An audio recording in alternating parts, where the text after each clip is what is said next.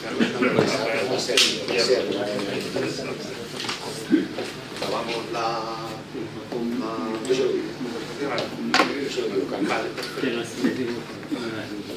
Bueno, muy buenas tardes. Gracias por su asistencia. Les ruego por favor que bajen los teléfonos. Hoy se estrena con nosotros, yo creo que el profesor Castor, ¿no? Es la primera vez que viene con nosotros.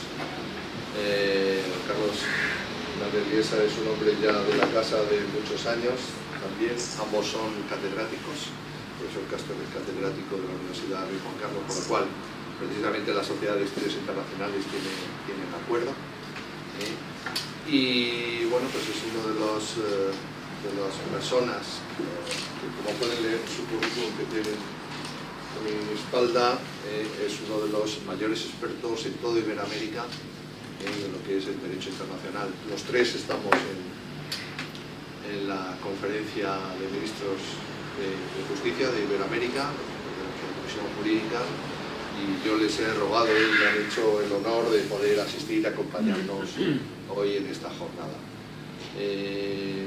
Yo les he dicho tema libre, no le voy a decir yo a ambos catedráticos, a ambas personalidades jurídicas de este país lo que tienen que decir y lo que tienen que contar, por lo tanto es un tema libre.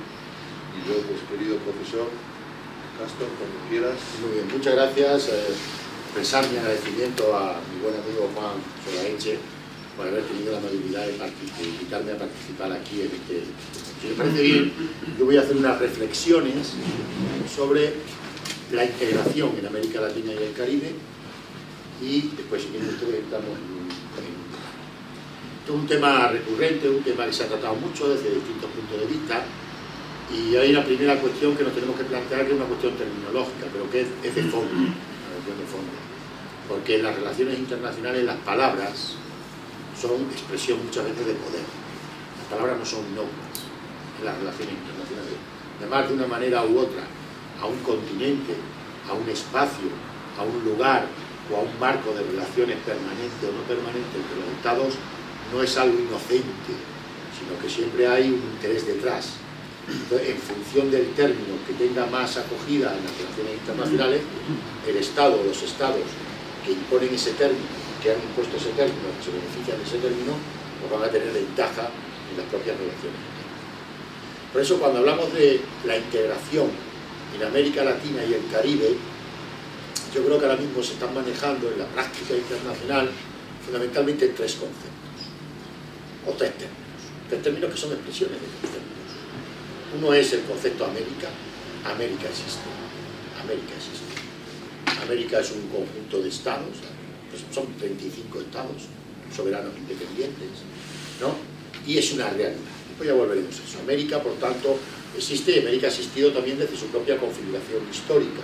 Es decir, hay un elemento geográfico que nos delimita lo que es el espacio americano, un espacio perfectamente delimitable, lo cual ya es una ventaja en las relaciones internacionales. Porque, por ejemplo, Europa es un espacio que no es perfectamente delimitable. Nosotros muchas veces no sabemos si Turquía y Rusia son Europa, eso nos plantea problemas en las propias relaciones internacionales, su pertenencia o no a determinados procesos de integración o a determinadas organizaciones europeas, mientras que América, si nosotros vemos América es un espacio perfectamente delimitado. Sabemos qué estados son americanos y qué estados no son americanos. Si yo digo Argentina, decimos que es un estado americano. Si yo digo Estados Unidos, digo que es un estado americano. Puedo identificar perfectamente. No tengo ni un solo estado en el continente americano, en el espacio americano, en el que quepan dudas si es un estado americano o no es un estado americano. Algo que, como digo, no sucede en otras regiones del planeta, como es el caso paradigmático de Europa. Por tanto, América existe, hay un concepto de América que existe desde el punto de vista geográfico, que existe desde el punto de vista histórico-cultural, el concepto de lo que es el panamericanismo, toda América. La idea de una toda América es un concepto que está ahí, que ha tenido plasmaciones institucionales. La Organización de Estados Americanos, que se crea en 1948 en virtud del Tratado de Bogotá, del Pacto de Bogotá, pues es una organización internacional que expresa el sentimiento de lo panamericano. La Organización de Estados Americanos representa la idea de América. pero en un marco solo de cooperación, no en un marco de integración. Ahí ya hay unos elementos de discusión que podemos decir dónde procede esa idea de América, y si esa idea parte de 1823, cuando Simón Bolívar lleva a cabo la convocatoria del Congreso Anfictiónico de Panamá, que se celebra, si no recuerdo mal, en 1826, cuya convocatoria hace Simón Bolívar en 1823, unos dicen, bueno, ahí está el origen del concepto del panamericanismo. Simón Bolívar, mientras navegaba, tenía en su cabeza la idea de toda América. Otros dicen, no, Simón Bolívar no tenía en su cabeza la idea de toda América, sino que tenía en su cabeza toda la idea de las repúblicas latinoamericanas. La república de tradición española o de tradición portuguesa, fundamentalmente de tradición española. Entonces, ahí estamos en una discusión. Seguramente, si yo mantengo una posición en un lugar o la mantengo en otro, si yo digo en Cuba que Simón Bolívar tenía en su cabeza una visión panamericana, los cubanos me dirán, no, y usted tenía una visión latinoamericana, ¿no? Depende también la política exterior que mantenga cada uno de los dos. Si lo digo en España, a lo mejor unos dirán, bueno, pues mira, podría tener una visión panamericana y no solamente una visión latinoamericana. Es un elemento para el debate, para la discusión. Yo he venido sosteniendo durante largo tiempo, pero bueno, habría que dedicar un poquito más al análisis y al estudio de los propios textos de Simón Bolívar, que Simón Bolívar tenía una idea de conjunto de América. Por tanto, también Estados Unidos, esa es la clave, también Estados Unidos, si no recuerdo mal, al Congreso Anfictiónico de Panamá asisten o intentan asistir dos delegados de los Estados Unidos, cuentan, dicen, que uno de ellos murió en el camino, porque eran caminos muy largos en aquella época, se murió en el camino, y que otro llegó a Panamá, y cuando llegó a Panamá ya se había acabado el Congreso. Entonces, claro, por eso no participaron. Cuentan esas anécdotas. Lo importante es que Estados Unidos estaba invitado, no sé si fue Santander, que procedió a invitar a los Estados Unidos al Congreso Anfictiónico. Bueno, el dato, más allá de las anécdotas, lo importante es si realmente el origen de la Organización de Estados Americanos parte de 1823 o tenemos que situarlo en las siguientes conferencias interamericanas que tienen lugar tanto a finales del siglo XIX como a primeros del siglo XX, ¿no? En la que se crea también el concepto de la Unión Panamericana. Bueno, sea como fuere, el concepto de América existe. Claro, cuando yo hablo de los procesos de integración en América Latina y el Caribe, yo tengo que aclarar estos tres conceptos: el concepto de América por un lado, el concepto de Latinoamérica por otro lado y el concepto de Iberoamérica por otro lado. ¿Sí? Porque nosotros nos movemos en un territorio que yo digo que es un territorio innominado muchas veces y no sabemos cuál es el nombre que tenemos que utilizar cuando nos tenemos que mover. Pero tenemos que saber perfectamente a qué nos referimos cuando hablamos de América, a qué nos referimos cuando hablamos de Latinoamérica y a qué nos referimos cuando hablamos de Iberoamérica. Son los tres términos básicos, pero no únicos. Vamos a ver ahora en el proceso de los procesos de integración en América Latina y el Caribe. América, más o menos, con ese diseño ya saben ustedes cuál es mi posición. Respecto a Iberoamérica, el concepto de Iberoamérica, me lo disculpe un poquito. Se me ha cagado. El concepto de Iberoamérica es un concepto. Espérate que me queda su nombre. Si ves, hablo yo. Y mientras te recuperas tú la voz, doy yo la. ¿No? Interrumpimos. Sí, disculpe, pero. No, recuperarte la voz. Hasta aquí, no fuerte. Bien, yo, el profesor Díaz Barrado está hablando de Iberoamérica y yo iba a hablar de otro tema que no tiene, que es complementario. Habíamos pensado hablar de dos temas. Yo iba a hablar de la protección internacional de los derechos humanos, ¿no? En un curso de estudios internacionales, pues ver un poco la perspectiva de los derechos humanos, entendiendo que para entender los derechos humanos hoy, pues hay que ver un poco cuál es el concepto de los derechos humanos y sobre todo entender por qué están hoy los derechos humanos como están, de dónde vienen, hacia dónde vamos. Y esto me gustaría en primer lugar señalar que los derechos humanos pues hay que entenderlos sobre todo, en mi visión, como un producto histórico, es decir, los derechos humanos, y hablo de la comunidad internacional, es decir, no los derechos humanos en España o en un país determinado, sino los derechos humanos en la sociedad internacional, pues están como están, porque son el resultado de consensos, de circunstancias, de luchas, de avances, de retrocesos. Es decir, el patrimonio de los derechos humanos es una conquista histórica que se produce a lo largo de una serie de siglos. Es decir, no es o no son el resultado de que una persona, un sabio, un profesor o un legislador un día haga una constitución, sino que cuando hablamos de derechos humanos es un proceso muy amplio, muy largo, es un proceso histórico. En este sentido, Norberto Bobbio tiene un libro que se llama El tiempo de los derechos, ¿no?, donde analiza pues esta visión histórica de los derechos. Los derechos nacen cuando pueden, como pueden, y en el resultado y como consecuencia de circunstancias que determinan su alcance, su contenido, sus rasgos, su significado. Y si esto es así en el Estado, es mucho más así en la vida internacional, en la comunidad internacional. Bien, en la comunidad internacional vamos a ver, si queréis, haciendo un corte de los derechos humanos, empezando en la modernidad.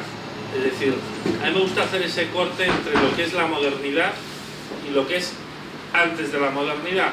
Entendemos que la modernidad es a partir del siglo XV, del siglo XVI, es decir, del momento en que nace el Estado en sentido moderno. Antes del nacimiento del Estado en sentido moderno, ¿qué teníamos? Pues teníamos la Edad Media. Eso lo vamos a dejar a un lado, no por nada, sino porque cuando hablamos de Europa, en la Edad Media, lógicamente, pues estábamos en el Imperio Cristiano, en el Imperium Christianitatis, la República Cristiana, ¿no?, que era algo, pues, por un lado estaba el Papa, por otro lado estaba el Emperador, etcétera. Era otra cosmovisión, otro mundo.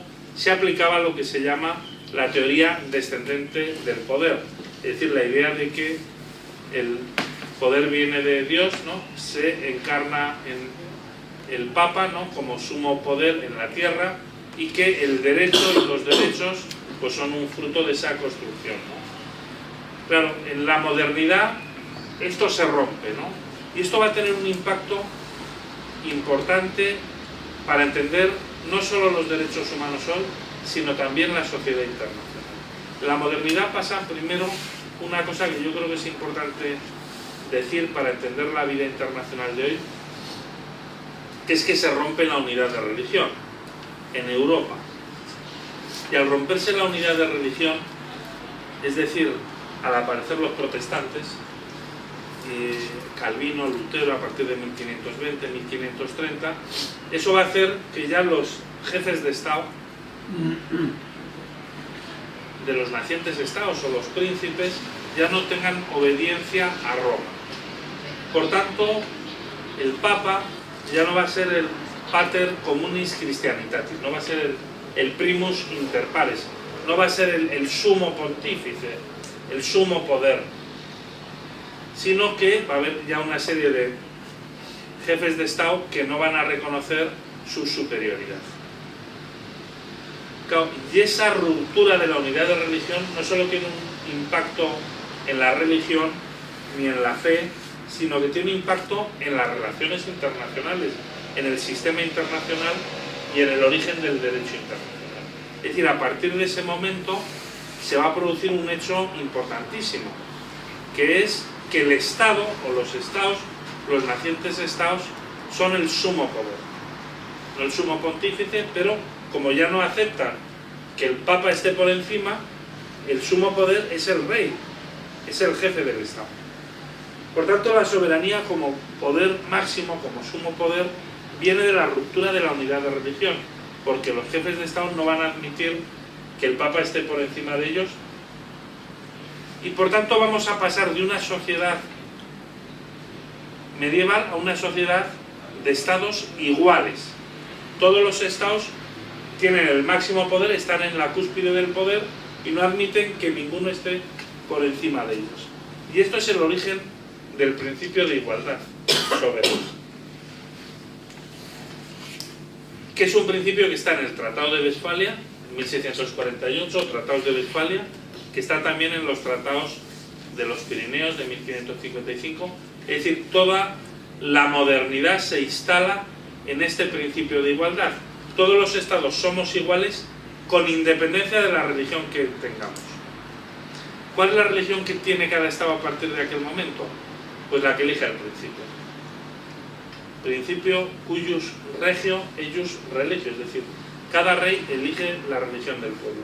Por tanto, no hay libertad religiosa para los súbditos, sí para el rey. El rey, por ejemplo, en España, pues va a ser su majestad, los reyes católicos, ¿no? Y luego, pues, todos católicos, ¿no? En la correspondencia diplomática aparece como su majestad católica, ¿no? O sus majestades. Lo mismo en Portugal, su majestad fidelísima. Va a haber reyes con obediencia religiosa, podríamos decir, al papado, ¿no? Y otros protestantes que obviamente no van a... Pero con independencia, pudiéramos decir, de que unos sean católicos u otros protestantes, también van a pasar, con perdón del Papa, a los católicos. Recordemos que en 1527 Carlos V saquea Roma. Es decir, incluso los católicos se desvinculan del papado. Cuando se firma el Tratado de Westfalia, eso lo condena el Papa. Hay una bula, que es la bula Cel Domus, que condena esos tratados. ¿Por qué? Pues que la Iglesia Católica ve que pierde su fuerza legitimadora, su fuerza de supremo poder. Por tanto, pasamos a una sociedad de estados superiores, todos con poder máximo, suma potestas, es esa idea de soberanía como suma poder, como suma potestas, y todos iguales. Y ahí viene la idea de soberanía, la idea de igualdad, la idea de no intervención. Y dirán, ¿y qué tiene que ver esto con los derechos humanos? Pues bueno, tiene que ver que ahí es el principio del mundo actual. Y en ese momento empieza también, estamos en el siglo XV y XVI, el Renacimiento.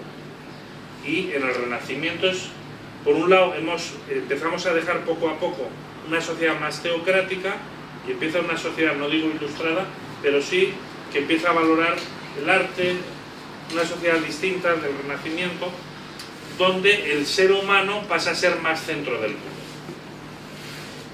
Y aparece la dignidad humana desvinculada de la religión.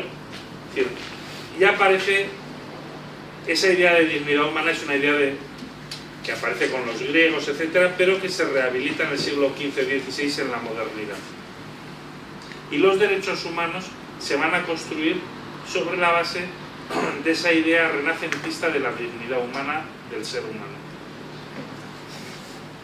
El derecho se va a construir a partir del siglo XVI-XV como un derecho antropocéntrico, es decir, el ser humano centro del mundo. Ya no es Dios el centro del mundo, en la Edad Media es Dios, en la modernidad es el ser humano, aunque sea el rey absolutista si queréis, pero es el ser humano el centro del mundo.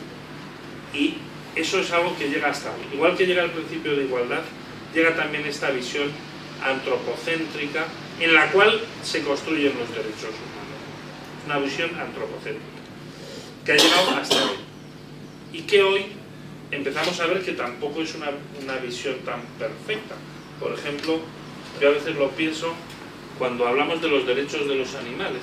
Pues los animales, en nuestra visión del derecho, no tienen derechos, porque el derecho, o sea, los derechos son de seres humanos, son de personas físicas que somos seres humanos. Por tanto, un perro o un oso no es titular de derechos. El titular de derechos siempre es un ser humano. Entonces, cuando se habla de los derechos de los animales, eso no encaja en el tejido del derecho.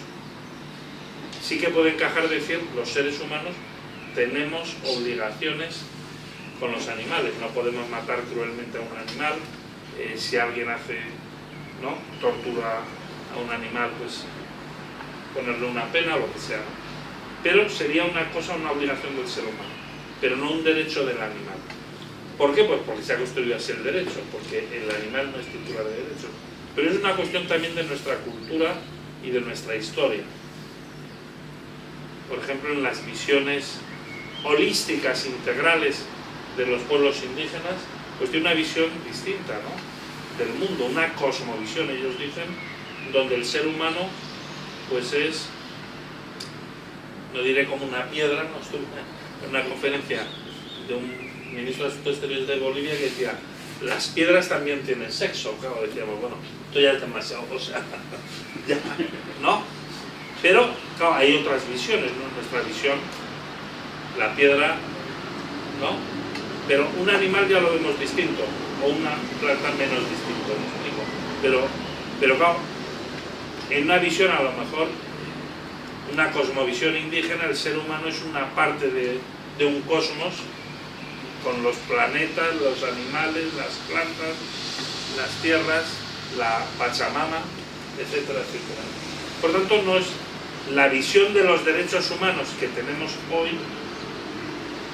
resulta de una visión de nuestro mundo cristiano, de nuestra cultura cristiana, aunque se haya descristianizado, pero es de la cultura, en definitiva, europea y cristiana, que luego se expande al resto del mundo. Y la visión que hoy en día y los límites, también por ejemplo desde una perspectiva medioambiental, la sostenibilidad, el desarrollo sostenible, pues tampoco en nuestra visión del mundo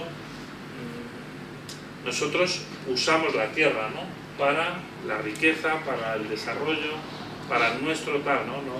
Pero somos un poco los que explotamos los recursos, ¿no?, en una visión de superioridad del ser humano sobre esos recursos, no en una visión que nos limite mucho, ¿no?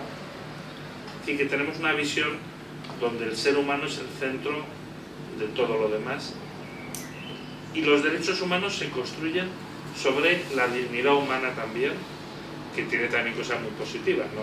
Esto digo que esa es una visión que tiene sus consecuencias, pero bien, y luego está esa noción de dignidad, que hoy en día también es una noción que sigue siendo muy debatida y muy fértil, ¿no? Por ejemplo, la dignidad humana, ¿qué es, no? Es una noción que aparece en el 16, pero que todavía no sabemos lo que es del todo, ¿no? Por ejemplo, hay un caso que es el del lanzamiento del enano, no sé si lo conocen, en Francia, de un enano que se ganaba la vida en un circo y ahí pues lo lanzaban con un cañón, ¿no? Y entonces caía en una red, ¿no? Entonces un prefecto pues prohibió pues ese espectáculo circense, ¿no? Y que este hombre se quedó sin trabajo, ¿no? Entonces recurrió a los tribunales diciendo que porque esto no lo podía hacer, ¿no? Y el Consejo de Estado francés pues se plantea qué es la dignidad humana, ¿no? Y ahí hace unas reflexiones interesantes sobre la dignidad humana. Y esto lo vemos, por ejemplo, en muchos debates. La dignidad humana yo creo que vale tanto para un roto como para un descosido, es decir, cuando no sabemos a qué acudir, muchas veces acudimos a esa noción.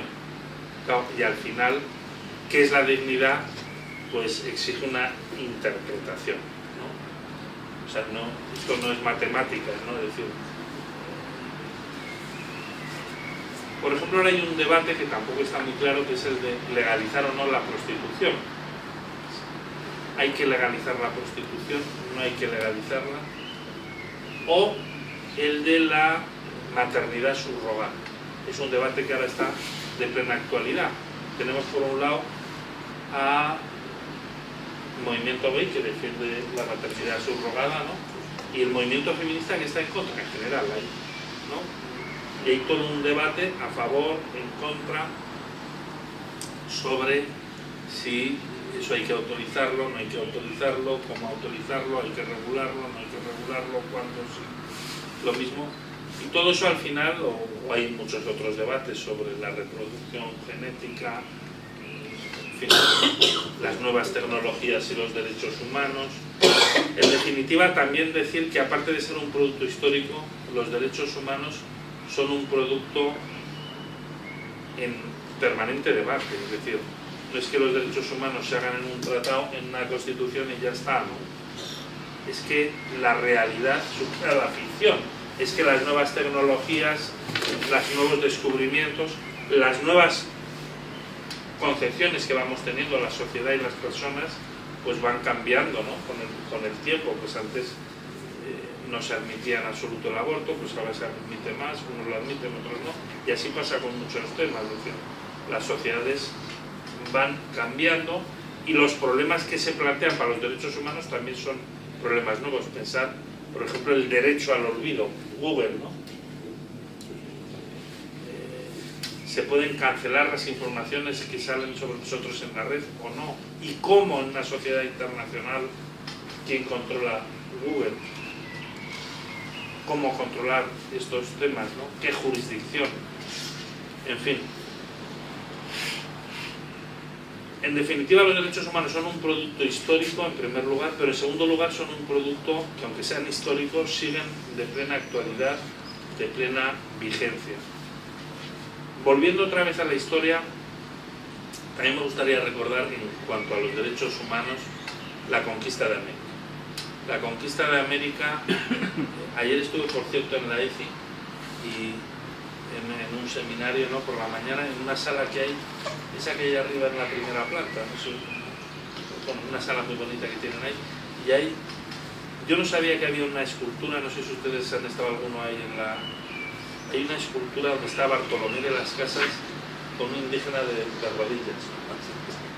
Y ojo, esto es de la época de Franco, y pues es de la época que estaba el Instituto de Cultura Hispánica, pero yo, que soy coleccionista de sellos, esa estatua está en un sello reflejada en los años 40, no sé si coleccionáis algunos sellos, que sale Bartolomé de las Casas con un indio arrodillado que le está besando la mano, o sea, el gran... Pero esto lo digo porque, de alguna manera, la conquista de América plantea, como ha dicho John Eliot, el hispanista británico, en un libro, vamos, tiene muchos libros sobre imperios del mundo atlántico, sobre el imperio español. Entonces él dice, en una obra muy importante, dice que aparte del descubrimiento de América se produce el descubrimiento del hombre.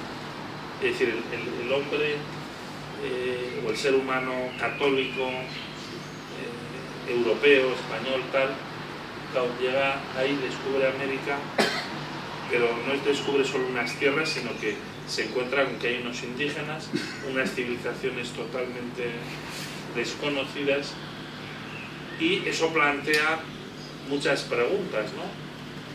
Primero plantea, y hay autores como Francisco de Vitoria, ¿no?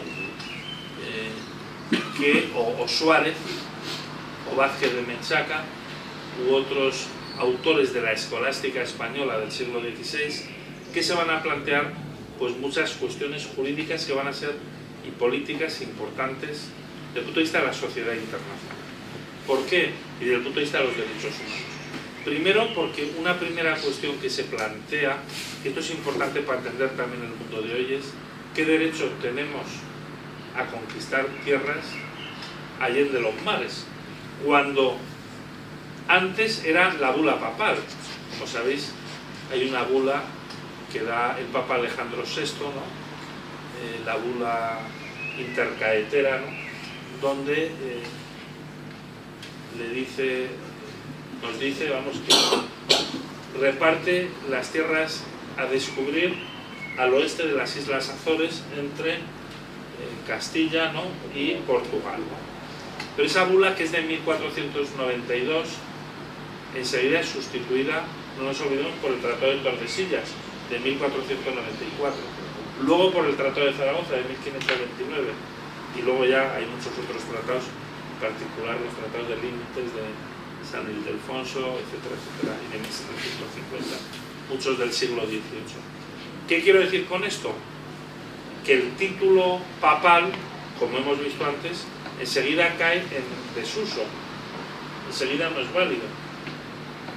Por tanto, ¿cuál es el título que tiene la Corona de España o la de Portugal para hacerse con nuevos territorios? ¿Y cómo hacerse con ellos? Esto la escolástica española lo va a responder de una manera humanista, si se me permite la expresión. Es decir, hay una respuesta a esta pregunta que ya va a ser laica, porque aunque son todos dominicos, franciscanos, etcétera, que eran los intelectuales de la época, o en fin, profesores que normalmente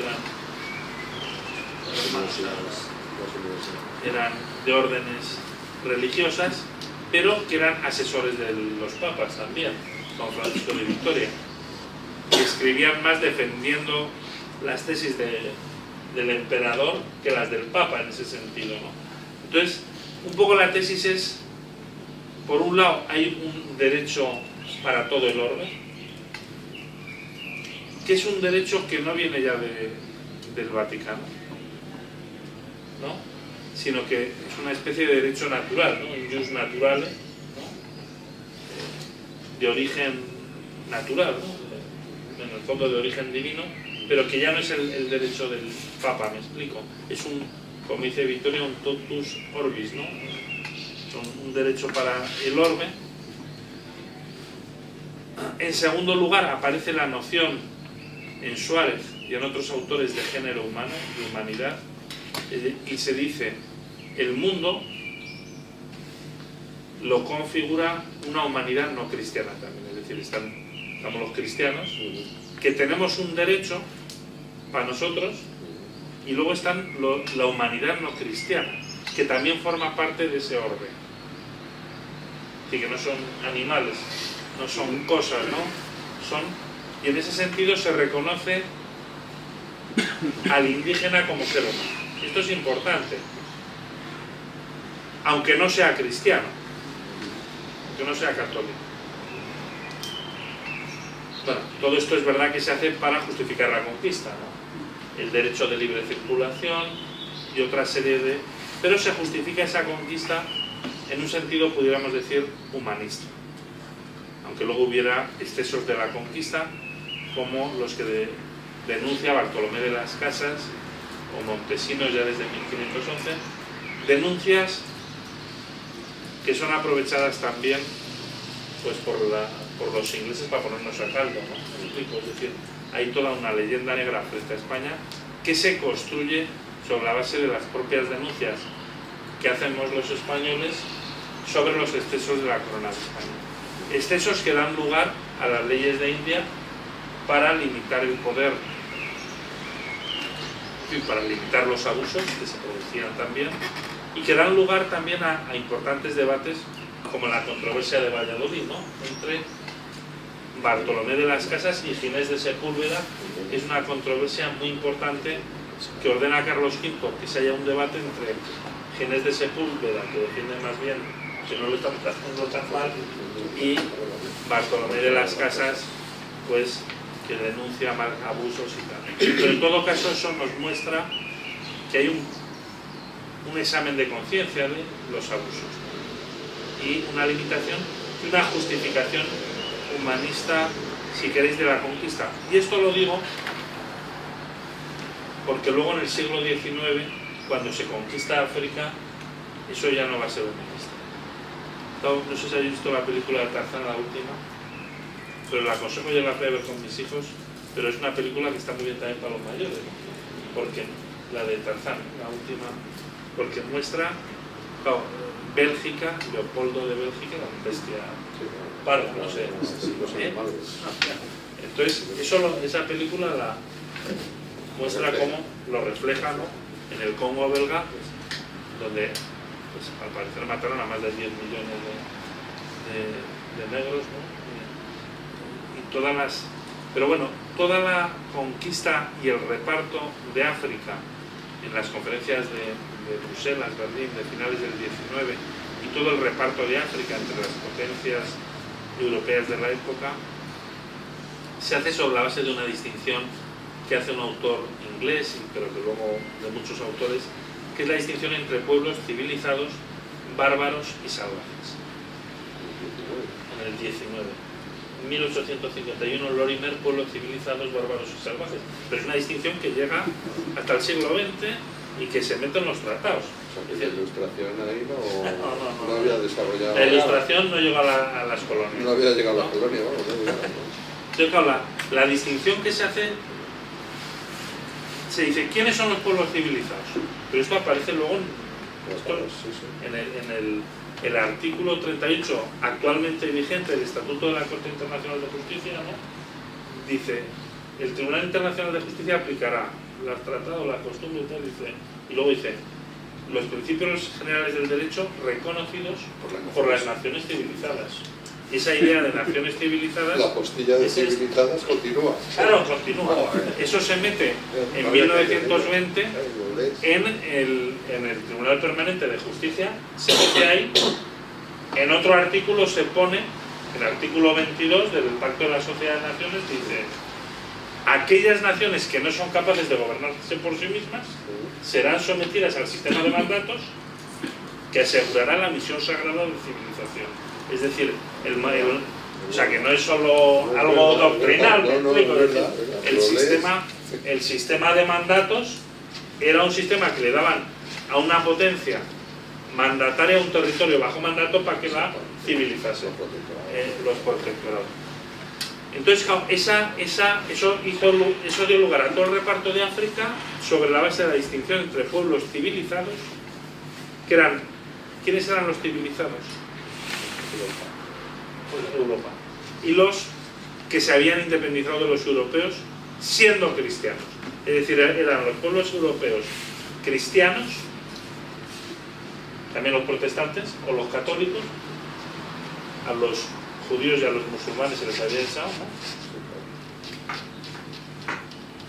Y los pueblos de América Latina que se habían independizado, o de Norteamérica que también se habían independizado, Estados Unidos o Canadá, en fin, toda América se independiza, pero en el fondo no dejan de ser pueblos cristianos ya, porque claro, los que se independizan son cristianos, no son los pueblos indígenas, los que mandan esos. Por tanto, como decía el profesor Pujol Serra, en el siglo XIX estamos en un sistema internacional de estados cristianos, europeos y americanos, que esos son los civilizados. Luego están los pueblos bárbaros, que eran Japón, China, Turquía, algún otro, no sé, Vietnam, no sé qué, Corea, tal, que eran imperios, ¿no? No podías decir, bueno, China era un imperio la pera, ¿no? Pero eran otras culturas, y con ellos había relaciones o de dominación o pasando o de reciprocidad, pero no se acababan de integrar en el sistema. Tú los intentabas dominar, las potencias europeas dominan el panorama en el siglo XIX, principios del XX, es como decía Hobsbawm, el mundo de los imperios, ¿no? Hasta 1900, vamos, hasta la Primera Guerra Mundial. Entonces, una sociedad internacional de imperios europeos. Y pensar que está el imperio británico, que sigue ahí, ¿no? El imperio belga, el imperio alemán, que se ha hecho un imperio alemán a finales del XIX, incluso el imperio italiano, el imperio español ya es menguante, o el portugués, pero está el imperio austrohúngaro, está el imperio ruso, es decir, está el imperio francés también, todavía, Indochina, etcétera, etcétera. Es decir, el mundo es un mundo de imperios todavía, coloniales, ¿no? Civilizados, bárbaros y salvajes. ¿Quiénes eran los salvajes? Pues todos los demás. Y todos los salvajes eran todos los africanos y algunos asiáticos. Pueblos, por tanto, que podían ser colonizados para su mejor protección, ¿no? Y explotación, ¿no? Claro, eso desde luego introdujo en la sociedad internacional una visión jerárquica de las culturas, es decir, que todavía ya no sé, ya nadie la puede a lo mejor defender, pero que está subyace de alguna manera en el espíritu, ¿no? Es decir, esa visión jerárquica de unas culturas superiores y unas culturas inferiores es una visión que luego la UNESCO, desde los trabajos de Levi Strauss, ¿no? Y de otros, y de la idea de que todos formamos parte de la misma raza, ¿no? Y de la idea de que todas las culturas, dice la UNESCO, tienen igual dignidad, etcétera. En fin, todo esto pues ya no se defiende a nadie que haya culturas superiores e inferiores, pero esto es una idea muy reciente, eso de que todas las culturas son iguales. Y por tanto en la realidad hay una inercia, ¿no?, de superioridad cultural de unos sobre otros, y es muy difícil convivir en la igualdad de culturas, tanto en las relaciones internacionales como dentro del Estado, como dentro de los Estados. Y esto es uno de los debates que tenemos hoy también a nivel de derechos humanos, es decir, cómo convivir en la diferencia. Aparte que hemos pasado a un mundo donde esa diferencia se acentúa, porque como decía Taylor en su libro La política de la diferencia, claro, cuando se conquistan los derechos humanos, se llega a un momento, es decir, frente a la Edad Media, en la Edad Media o incluso en parte de la modernidad, lo que diferenciaba a unos seres sobre otros era pues el que era duque, el que era conde, el que era barón, el marqués. Eso era lo que te daba dignidad, ¿no? La posición aristocrática, de nobleza, de superioridad sobre el resto, ¿no? Lo que te identificaba, pues el mejor era el marqués, ¿no? O el príncipe, o sea, el ser aristócrata, o algunos elementos de distinción, ¿no? A lo mejor otros, ¿no? Pero bueno, ese tipo de cosas. Claro, cuando se dice todos los seres humanos somos iguales, pues es un cambio, ¿no? Y entonces a la gente tampoco le gusta, a la gente le gusta. Lo dice, el Taylor es la política de la diferencia, ¿no? Entonces, claro, ahora, pues, ahora ya la distinción es yo soy LGTB, el otro es no sé qué, todos quieren tener una identidad diferenciada, ¿no? Entonces ahora mismo, hace tiempo, sube la identidad, es decir, el fenómeno de identidad individual como ser humano, pero también colectiva como pueblo, tal. Vivimos en una sociedad donde esto de las identidades pues ha subido mucho, ¿no? Por un lado está la igualdad, pero por otro lado está la identidad, y todo eso pues provoca tensiones, provoca debates, provoca pues muchas cosas que no se sabe muy bien cómo gestionar esas sociedades multiculturales y diferenciadas, ¿no? Bien, ese es un tema también que viene por tanto de... Luego, desde la modernidad hasta hoy, la construcción progresiva de los derechos humanos va a ser una construcción lenta, progresiva y que se va a acelerar en el siglo XX. Si nosotros nos vamos a la modernidad, el primer derecho humano que nace es probablemente la libertad religiosa. ¿Por qué? Pues porque había muchas persecuciones religiosas, es decir, cuando se dice en España todos católicos, aquí tal, no sé qué, pues nosotros echamos a los judíos, luego a los moriscos, ¿no? Luego la Inquisición persiguiendo pues a los protestantes o a los herejes o a los no sé qué. Pero bueno, esto no solo era en España, esto era en todo el mundo, ¿no? En toda Europa, ¿no? Y en América y demás.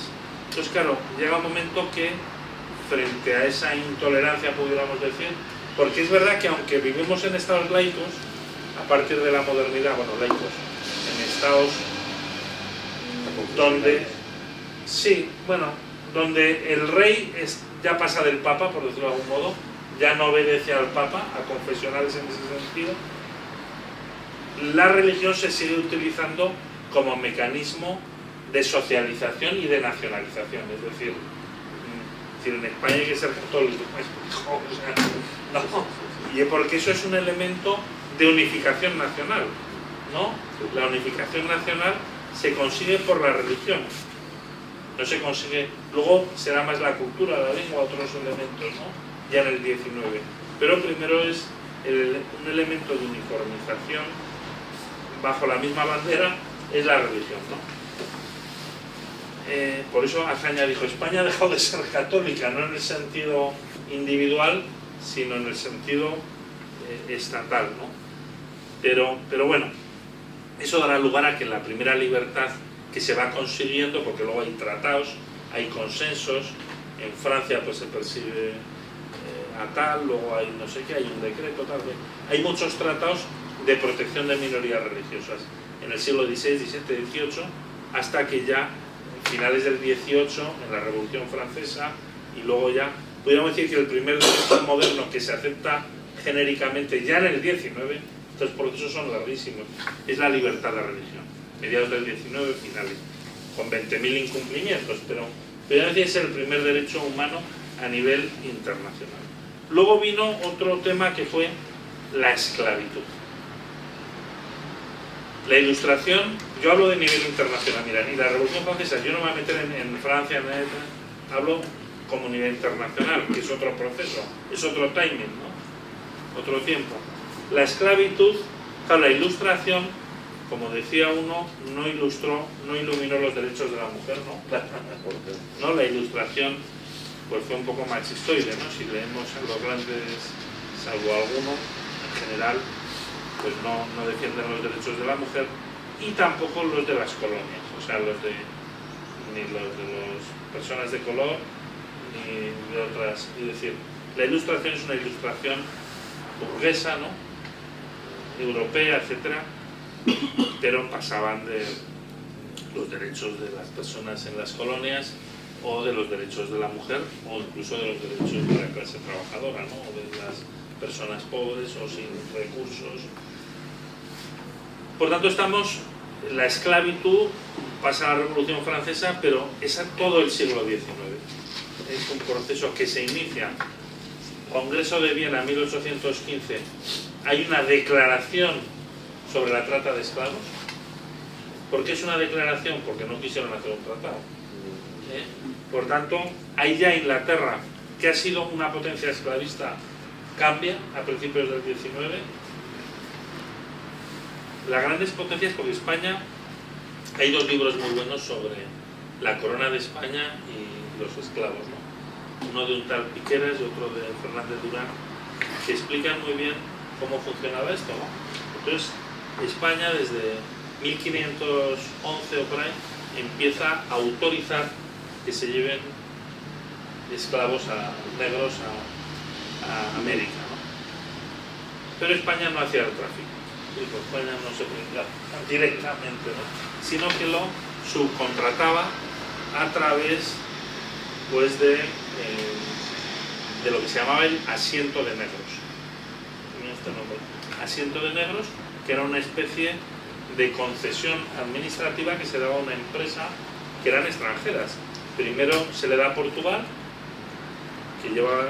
luego se le da a Francia, pero esto eran multinacionales, y luego en el Tratado de Utrecht, cuando nos quitan Gibraltar, una de las cosas que nos quitan es el asiento de negros, y entonces todo el siglo XVIII lo lleva Inglaterra, con empresas que cotizaban en la bolsa de Londres, ¿no?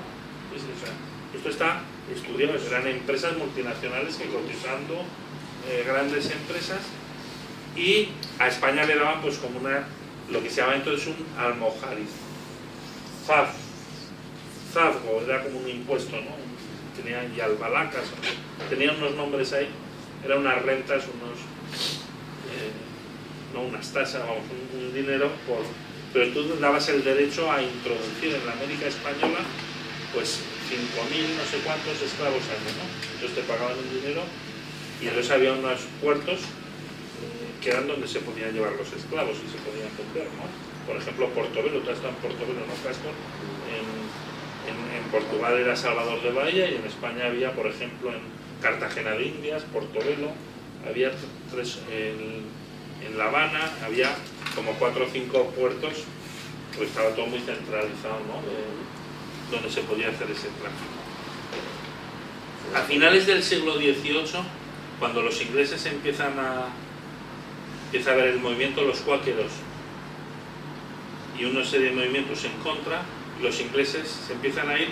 Carlos III, yo soy de la Carlos III, Carlos III dice esto nos van a fastidiar. Yo me he leído unos informes del Consejo de Estado del 18, que la verdad es que, bueno, no es para reírse también, ¿no? Porque decía el Consejo de Estado hacía informes para no... El rey le preguntaba qué hacemos con esto, pero el Consejo de Estado le decía más o menos que no se podía prohibir la esclavitud, ¿no? Porque entonces decía, ¿qué vamos a hacer con todos estos esclavos, todos los pobres? Si nadie los protesta, tal, o sea, era un poco el argumento al revés, ¿no? Que ahora, bueno, en fin, hay algunos informes, pero a lo que iba, Carlos III ve que a nivel internacional eso va para atrás, y entonces es cuando España empieza a meterse en África. Fernando Po, suena Fernando Po, todos estos eran puertos negreros también. España coge varios puertos negreros que son como ocupas una plaza como punto, porque el tráfico se hacía entre África, lógicamente América y la península, etcétera, ¿no? Y claro, necesitabas unos puntos de apoyo. Portugal era Tombuctú, otros, ¿no?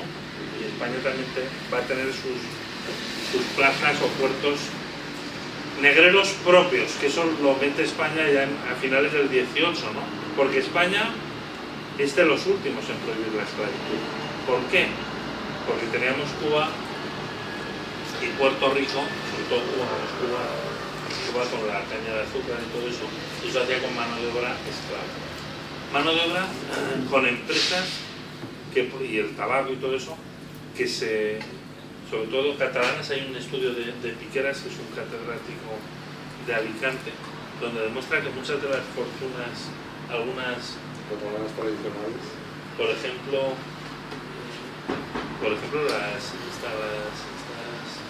las Koplovich, la fortuna de las Koplovich viene de antepasados catalanes que hicieron tráfico de esclavos en Cuba, y en fin, hay unas cuantas fortunas que vienen de aquella época de la esclavitud, pues eso era un negocio como muy rentable, ¿no? Bien, España finalmente lo prohíbe ya a finales del 18, o sea, del 1872.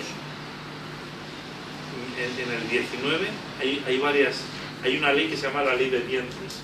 Ahora que se habla de esto de los vientres subrogados, yo estos días que lo oía en la tele, habría que recordar esa ley de vientres, ¿no? Había, por ejemplo, una ley que se hizo un proyecto de ley para prohibir, porque los que no querían prohibir la esclavitud, claro, llega un momento que tampoco puedo decir, esto no lo queremos prohibir, ¿no? Entonces ponían pegas de todo tipo, ¿no?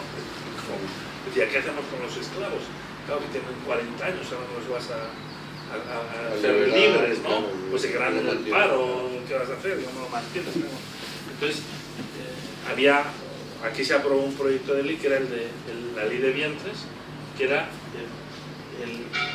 los niños que nacen de una esclava, de un vientre esclavo, son libres a partir de la entrada del Nuevo Testamento.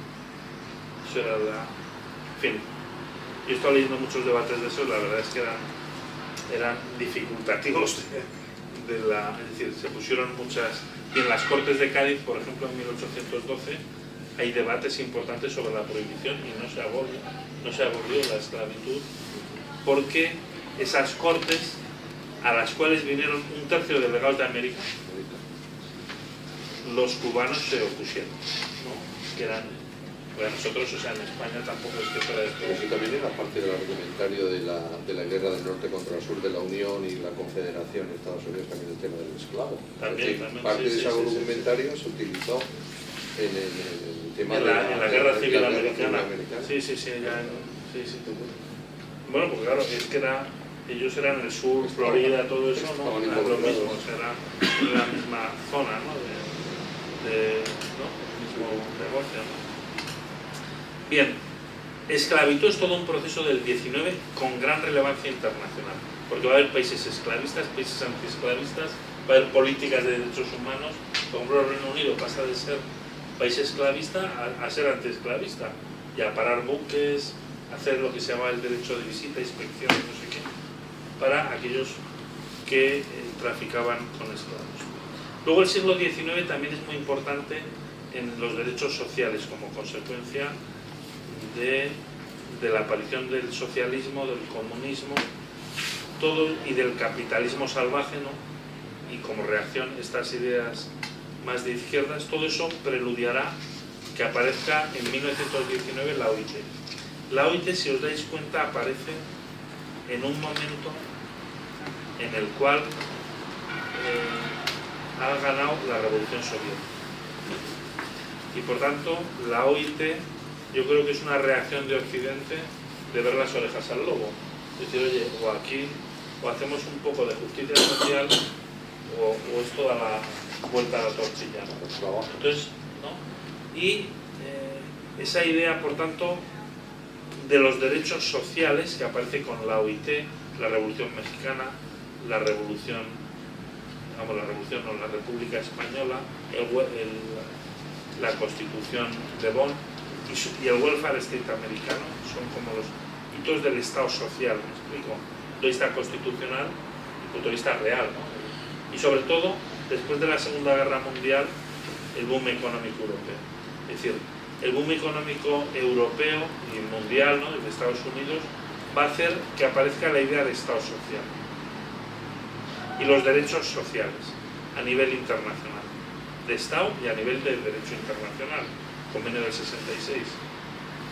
No, eso supone un cambio, es decir, no solo hay derechos liberales, como son el derecho a no ser sometido a esclavitud, el derecho a la igualdad, el derecho a no ser torturado, el derecho a un juicio justo, a no ser detenido, a la libertad de pensamiento, conciencia, religión, etcétera, etcétera, sino que también los derechos sociales ya no son derechos de no interferencia. Los derechos liberales son derechos de que todo ser humano tengamos un espacio de libertad en el cual el Estado no nos pise, ¿no? El Estado no nos puede, en fin, tenemos un ámbito donde nos tiene que dejar en paz. Son los derechos del Estado liberal, de la Revolución Francesa, que buscan que de alguna manera esa burguesía tenga unos derechos frente al Estado absolutista, porque el Estado moderno del siglo XV y XVI es el Estado soy yo, ¿no?, del Luis XVI, ¿no? Es decir, entonces claro, la burguesía lo que viene a decir es, yo tengo unos derechos frente al Estado. Por tanto, esos derechos civiles y políticos son derechos del ser humano frente al Estado, para que no le aplaste el Estado. Ahí aparece la legalidad, la idea de derecho subjetivo, la idea de principio de legalidad, ¿no?, y la idea de que el ser humano frente al Estado puede invocar un reducto donde el Estado no se mete en ese ámbito. Pero luego ya en el siglo XX aparece también la idea de que el Estado debe garantizar un mínimo vital, un mínimo de cubrir las necesidades mínimas de necesidades de un ciudadano. Es decir, que el Estado es un Estado de fines, no solo un Estado de no interferencia en el individuo, de no aplastarle al individuo, sino que también le debe garantizar al individuo un mínimo vital sin el cual su dignidad no estaría, pudiéramos decir, garantizada, como es pues el derecho a la educación, el derecho a la salud, el derecho a la seguridad social, en fin, ahí aparecen los derechos, el derecho al trabajo, el Estado social, etc. Hoy en día esta es otra de las grandes debates, ¿no? Es decir, en qué medida en una sociedad globalizada, donde se ha producido un debilitamiento del Estado, se puede garantizar estos derechos. La idea de indivisibilidad de los derechos humanos, que es una idea de la ONU y es una idea de los tratados de derechos humanos, es que todos los derechos civiles y políticos, económicos, sociales y culturales son indivisibles. Todos tienen el mismo valor.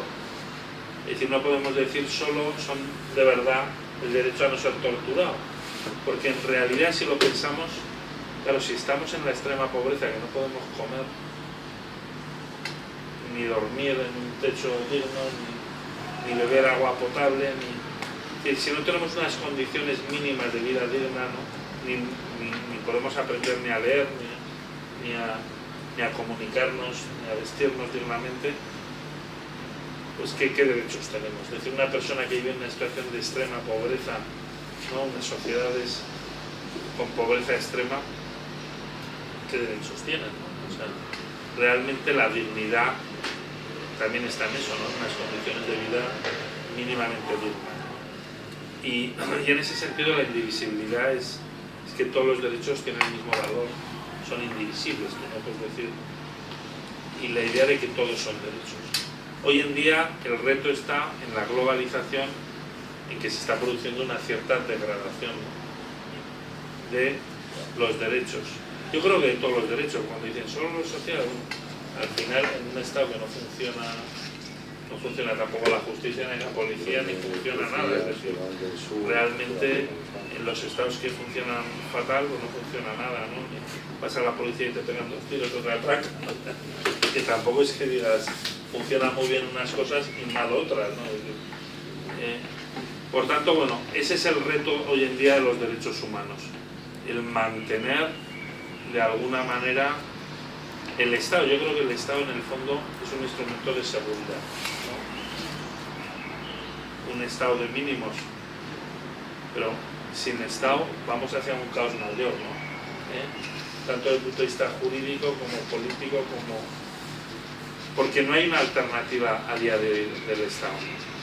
Es decir, esto cuando hablamos de la sociedad civil es muy importante, ¿no? Complementa, tiene que participar, pero no es una alternativa al Estado, ¿no? Los mercados tampoco, ¿no? Las organizaciones internacionales tampoco. ¿En qué medida ese debilitamiento del Estado tampoco se ve reforzado por una ONU mucho más fuerte, una Unión Europea superpotente, que complemente esos estados que se están debilitando, ¿no? Por tanto, el problema es que estamos en una sociedad donde el Estado, que antes era fuerte, hace 80 años, ¿no?, 100 años, si un presidente del gobierno decía quiere hacer esto, eso se hacía, ¿no?, a través del BOE o hace 50 años incluso, ¿no?, y eso funcionaba. Hoy en día el Estado se ha debilitado, es lo que, y está produciendo eso, como llaman algunos autores, un déficit democrático, es decir, estamos eligiendo a nuestros gobernantes a nivel español o regional o a un nivel, y luego muchas de las decisiones potentes que nos afectan están a otro nivel, incluso a un nivel que no sabemos cuál es, que es a un nivel no institucional, es a un nivel de mercados que no saben ni qué son. Pues cuando se hablan de estados fallidos, toda la sociedad internacional lo que necesita es un interlocutor válido. Claro. Y lo que no encuentras en ese estado fallido es un interlocutor que represente realmente al Estado. Exacto. Por lo tanto, es fundamental que, como mínimo, menos que haya una estructura de gobierno, una estructura de Estado, como mínimo. Totalmente. Totalmente de acuerdo. Entonces, ese es otro de los problemas de los derechos humanos. Frente a esto tenemos también muchos retos por delante. Yo no me quiero enrollar porque estoy aquí hablando y hablando, pero si me permitís 5 minutos, no va a poder. Lo siento, le pido disculpas, se me ha quebrado la voz, se me ha quebrado. No, pues yo sigo un rato más. Otro tema que yo creo que es importante es el tema, y aquí tenemos al profesor Díaz Barrado, que dirige una cátedra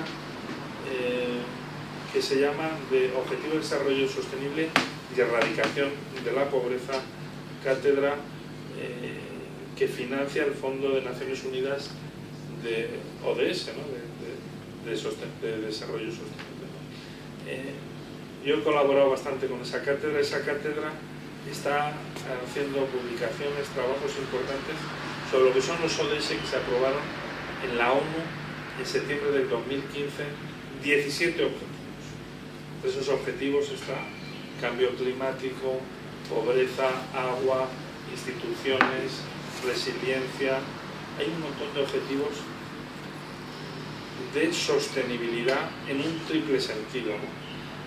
Y hay 169 medidas, es decir, tenemos un montón de objetivos, un montón de medidas, pero, y que son, antes eran los del milenio, se aprobaron en 2015 los ODS, ¿no? Claro, la comunidad internacional se ha dado cuenta de que para afrontar los desafíos que tiene la comunidad internacional, pues necesitas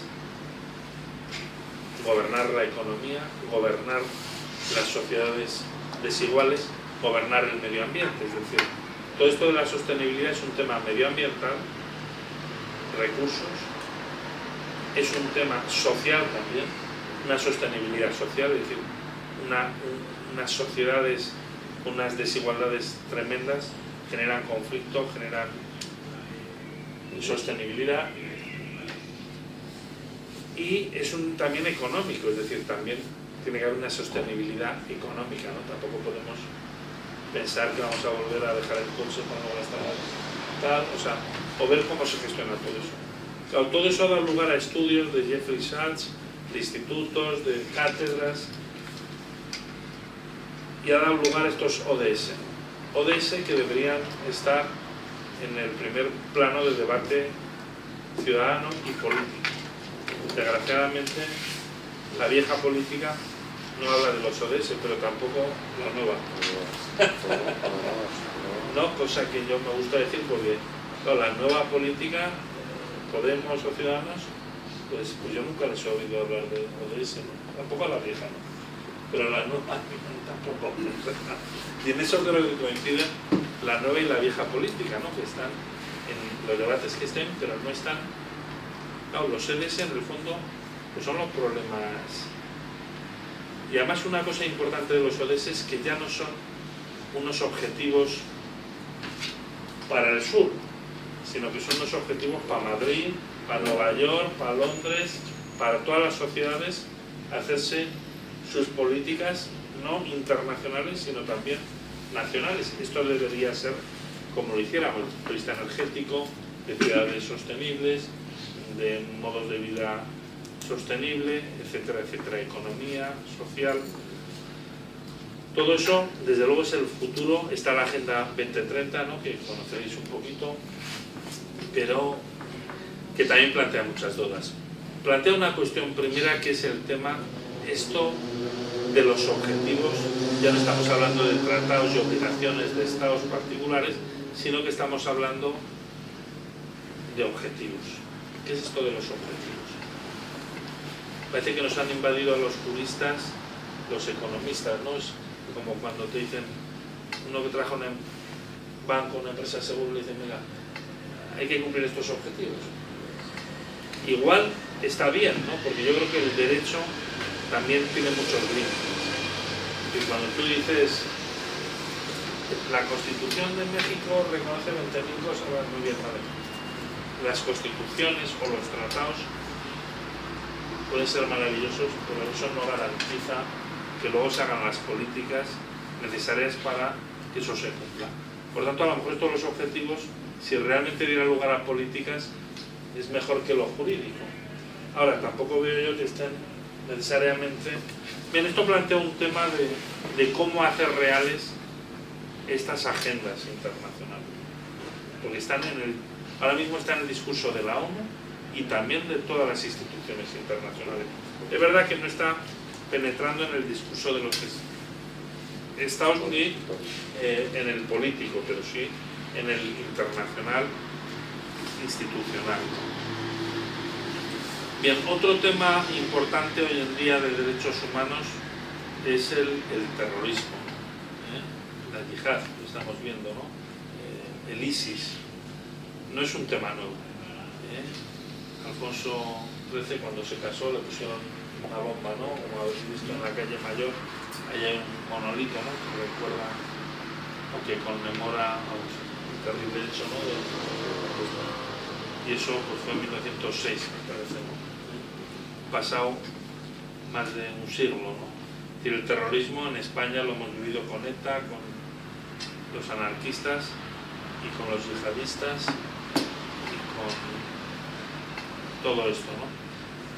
Punto de vista de los derechos humanos, tanto el terrorismo como todo esto pues plantea una dialéctica entre luchar contra el terrorismo y al mismo tiempo no contra otros fenómenos, no vulnerar los derechos humanos, lo cual necesita ponderación, equilibrio, límites, ¿no? Es decir, no vale todo para un fin legítimo, ¿no? Un fin legítimo como es la lucha contra el terrorismo, pues no te permite matar, no te permite hacer torturas como en Abu Ghraib, detenciones ilegales, vuelos de la CIA. Es decir, hay conductas que de alguna manera pues se ponen a la altura de los terroristas, y también la grandeza del Estado de Derecho está en luchar, pero sin entrar tampoco a vulnerar el Estado de Derecho de una manera brutal, ¿no? Me explico, porque eso también, además que eso deslegitima, yo creo, al final, es decir, eso produce un efecto rebote, ¿no? lo vemos en España, ¿no? Con el GAL, es decir, eso al final retroalimenta al terrorismo, ¿no? Me parece, ¿no? O sea, y luego que tampoco, en fin, no lo sé, la verdad es que es complicado, ¿no? Cuando ves el ISIS, ¿no? ¿Cómo luchas contra el ISIS? ¿No? Cuando ves estos fenómenos, pero bueno, son fenómenos que están ahí, ¿no? que exigen desde luego luchar contra ellos con firmeza, con consenso y con dureza y firmeza, ¿no? Pero también intentando respetar los derechos humanos. Otros temas importantes que podríamos desarrollar es la lucha contra la impunidad, ¿no? Eso se ha avanzado mucho, ¿no? Tribunal Penal Internacional, tribunales ad hoc, antigua Yugoslavia, Ruanda, tribunal del Líbano, tribunal de Sierra Leona, de Camboya. Lo que acaba de plantear el gobierno español frente a Venezuela, frente a Maduro. Sí. Está planteando llevarla al Tribunal Internacional. Sí. ¿Cuándo? Ayer salió la noticia, no sé si lo habéis leído, ¿No? que España se está planteando llevar al gobierno venezolano, a Maduro, al Tribunal Internacional. Ayer por la tarde salió la noticia, no sé si la habéis visto. Una pena de democracia, no. Claro. No podía, ¿no? Claro, pues lo planteo, no sé si se ha planteado o se está estudiando el planteamiento de llevarle al tribunal. Precisamente porque hay muchos españoles víctimas de las noticias, los abusos y tal del gobierno de la administración actual venezolana. Pero como son españoles, España se plantea en defensa de los derechos de los españoles en Venezuela llevarla al tribunal internacional. Ayer por la tarde. Eso no creo que vaya a ningún lado. Pero bueno, no creo que Ayer sea. se planteó. Sí, pues bueno, no lo he visto. La verdad es que lo de Maduro es impresentable, ¿no? Por mi opinión. Va a ser propósito. El lunes también va a haber No, el lunes estoy en Chico de Poder. pues va un amigo venezolano para hacer. Profesor también te va a ser. La verdad es que no tiene lo de Venezuela. Es terrible, ¿no? Pues una sociedad rica que está tan degradada, ¿no? Maduro que no respeta mínimamente. De hecho, ha armado el pueblo. No sé si os habéis enterado que ha armado el pueblo. ¿Os habéis enterado? Ha repartido armas en el pueblo y entonces, claro, las imágenes son aterradoras. Hay gente civil armada, es decir, que es el sitio más peligroso del mundo, ya lo era, pues encima ha repartido armas largas al pueblo. Eso también lo ha hecho esta semana. Llegó ¿sabes? Dejar el poder complicado. Quiere ir a Cuba, ¿no? Pero aquí tenemos diplomáticos, países como el general, que es el asesor agregado de Guatemala, y tuvieron una historia dura y en cambio, bueno, pues han conseguido reconducirla, ¿no? A través de los años y de la historia, es decir, en fin, lo que hubo es voluntad democrática de salir adelante. Hungría, gracias a Dios, lo único que tuvieron que luchar es contra la Unión Soviética, ¿no? En la salida. Sí. Son diplomáticos, pero tenemos aquí militares. Yo la verdad es que lo de Venezuela yo creo que hay que apostar por la reconciliación, ¿no? Porque, a ver, tampoco, o sea, es una sociedad dividida, ¿no? Partida, ¿no? Maduro ha empezado impresentable, como me lo parecía Chávez cuando lo votaba el 90% de los venezolanos, ¿no? Pero bueno, no dejó de hacer un golpe de Estado, ¿no? Chávez, de ser un populista y un demagogo desde el primer día, ¿no? Pero bueno, es decir, también ahora mismo, es decir, es una sociedad dividida, rota, y en esas sociedades rotas tampoco creo yo, no sé, tampoco me quiero meter en temas, o sea, tampoco lo tengo muy claro a veces, ¿no? Pero creo que lo que tiene que triunfar es ni unos ni otros, sino una vía de reconciliación, ¿no? Pues si no, o sea, ahora, es decir, que la oposición llegue al poder y machaque a los que están en el poder, o al revés, me explico. Es que es complicado, porque la oposición, yo he sido observador en Venezuela en el 2000, estuve en el reafirmatorio de Chávez, invitado por la oposición y por la Asociación Interamericana de la Prensa, y conozco un poco a la oposición no tiene ni idea ninguna. O sea, la oposición en Venezuela, vamos, ahora no lo sigo tan de cerca, vamos, lo sigo, pero tienen pues eso, pues 18 líderes distintos, cada uno tiene un 3%, entonces claro, todos quieren ser presidentes y grandes líderes a su vez, y claro, eso es imposible, ¿no? En el fondo, Chávez tenía un control de aquello, pero claro, Chávez también era mucho más dúctil y más inteligente, dentro de que no me gustaba nada, que este Maduro, ¿no? Una de las últimas conferencias, en Europa creo que dio 2 conferencias, y una de la dio aquí, la 6. Ah, sí. ¿Sabes?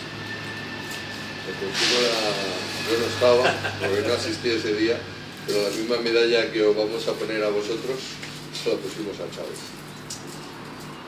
Sí.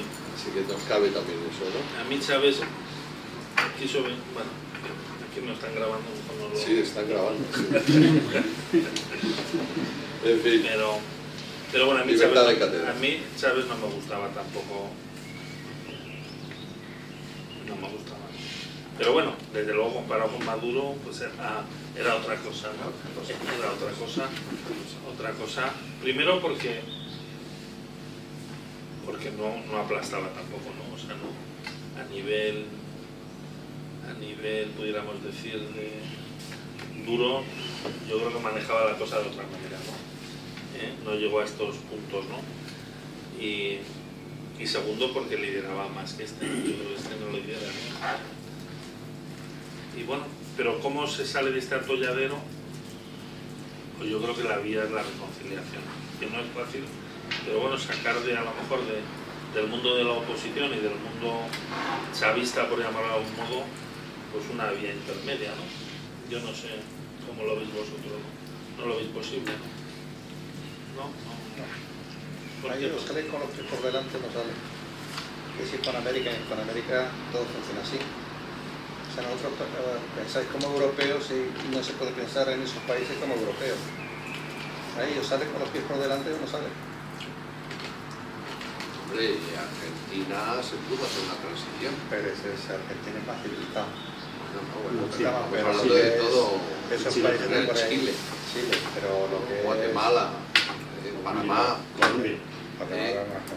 Pero bueno, también, a ver, hay que confiar. Tú piensas una cosa. Vamos, yo en la reflexión, que igual tampoco puedo aquí hablar como cátedra porque no son opiniones, ¿no? Y no se sabe, ¿no? Realmente es mi opinión, ¿no? En el caso venezolano, no. Y mira que hablo con venezolanos también y tengo contactos ahí de unos y de otros. Pero claro, en realidad la sociedad venezolana es una sociedad con un alto nivel de pobreza importante. Es decir, con una extrema pobreza. Yo he visto en Caracas, ¿no? Caracas es tremendo, ¿no? Bueno, pasa en otros países, pero bueno, Caracas, o sea, Venezuela siendo un país rico, un país que ha sido rico. Yo me acuerdo cuando yo era pequeño que tenía en mi colegio uno que su padre trabajaba en Venezuela y era como el rico de la clase, ¿no? ¿No? En cosas de petróleo y era como el padre en Venezuela era el que más manejaba, ¿no? Ahora, pues no sé, pero realmente, o sea, Venezuela hace 40 años o 30 años era la pera, ¿no? Era mucho más que España, casi, bueno. Pero era muy rica, ¿no? Los venezolanos que venían de España era gente de un poder adquisitivo tremendo, normalmente. Ahora, ¿cómo está Venezuela? Pues hombre, hay mucho rico, pero hay mucho pobre. Entonces, en una sociedad con tanta pobreza, claro, eso llama al chavismo también, no sé si me explico, esa desigualdad. Se cargaron la sociedad media, pero Se han cargado las clases medias, ¿no? Entonces, eso exige una reconciliación, porque yo creo que las clases altas tampoco pueden liderar de verdad aquello, me explico, porque al final, ¿no? O sea, lo pueden liderar, pero hasta cierto punto, ¿no? Me explico, porque la gente tampoco es tonta, ¿no? O sea, y realmente ahí hay como clases o muy altas o pobres. hay muy poca clase media y ese es un problema, yo creo que en el caso de Venezuela es muy grave, ¿no? Entonces yo creo que la única vía de salida es intentar un esfuerzo de reconciliación nacional que no sea ni mandando, digamos decir, los grandes popes económicos, ni mandando a por los chavistas, una vía intermedia. Ahora, construir esa vía yo la veo difícil.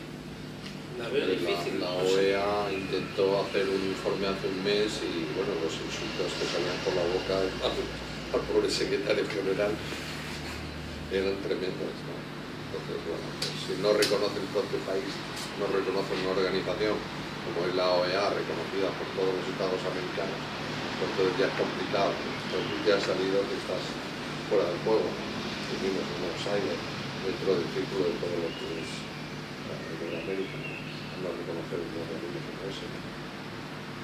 Sí, no, es muy complicado. Y yo en eso no sé, no tengo las ideas. ¿No piensas que puede pasar como en Panamá? ¿Una intervención americana?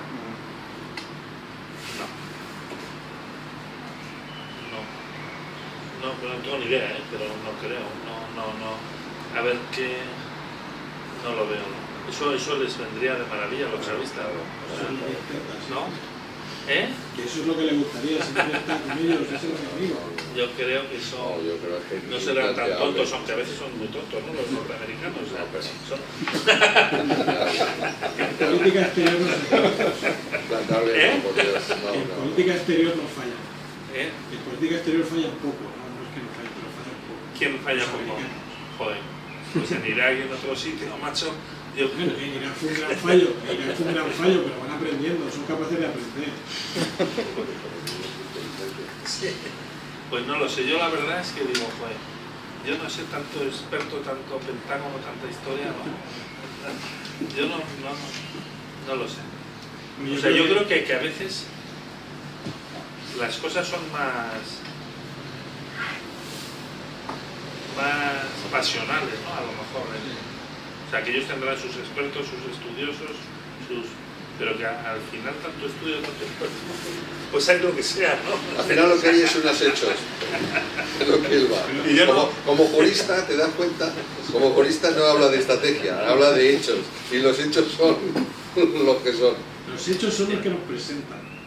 Bueno, pero para un jurista los hechos son los que son hechos objetivos. Hombre, yo creo que a lo mejor sí, a lo mejor a la hora de tirar una bomba atómica se lo piensan, ¿no? Pero hay muchas cosas que no creo que se las piensen tanto en este todo tan estudiado y no lo sé yo, desde luego no lo veo tan... Pero ya aunque sea de buena fe, es decir, probablemente los americanos tienen una visión que piensan que invadiendo Irak llevan la libertad a Irak, ¿no?